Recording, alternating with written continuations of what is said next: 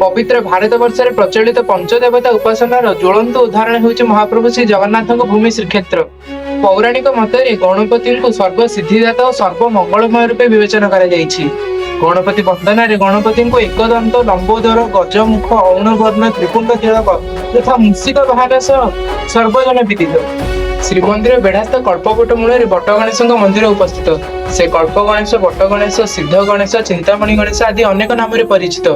श्री जगन्नाथ धाम पुस्तक वर्णना करा जायछि।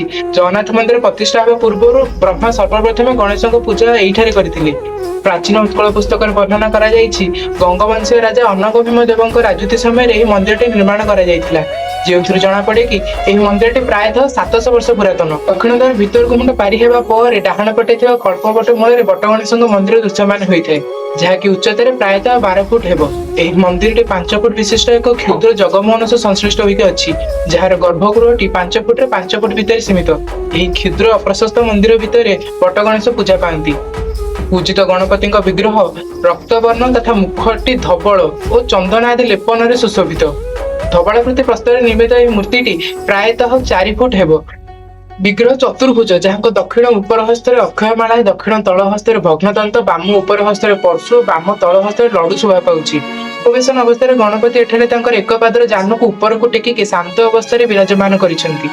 मंदिर जगमोहन तलुक एक क्षुद्र स्तंभ उपर कला मुगुनी प्रस्तर निमित्त 4 इंच विशिष्ट एक क्षुद्र मूषा शोभा पाउछि, जहाँ पृष्ठ भाग में हाथ बुलाइले कंटकित तथा रुगुरुबी अनुभव हुए। यह उत्कल शिल्प कलार एक अपूर्व निदर्शन। 539 वर्ष पूर्वे अर्थात सूर्यवंशी गजपति महाराज पुरुषोत्तम देव शासन समय अति बड़ी जगन्नाथ दास पिता तथा कपिलेश्वरपुर शासन निवासी पंडित भगवान दास यही बटगणेश सम्मुख नित्य संस्कृत पुराण पाठ करती। गुणवंत राजा पुरुषोत्तम देव पुराण पाठ में मुग्ध हो पुराण पट्टार उपाधि प्रदान करते। परवर्ती समय अति बड़ी जगन्नाथ दास स्थान में नित्य भागवत पाठ करते। परंपरा अनुसार बेढ़ा परिक्रमा समय बट गणेश दर्शन तत्पर ही जगन्नाथ दर्शन नियम रही। बेढ़ा मध्य समस्त देवदेवी बट गणेश प्रमुख तथा मुख्य अटंती।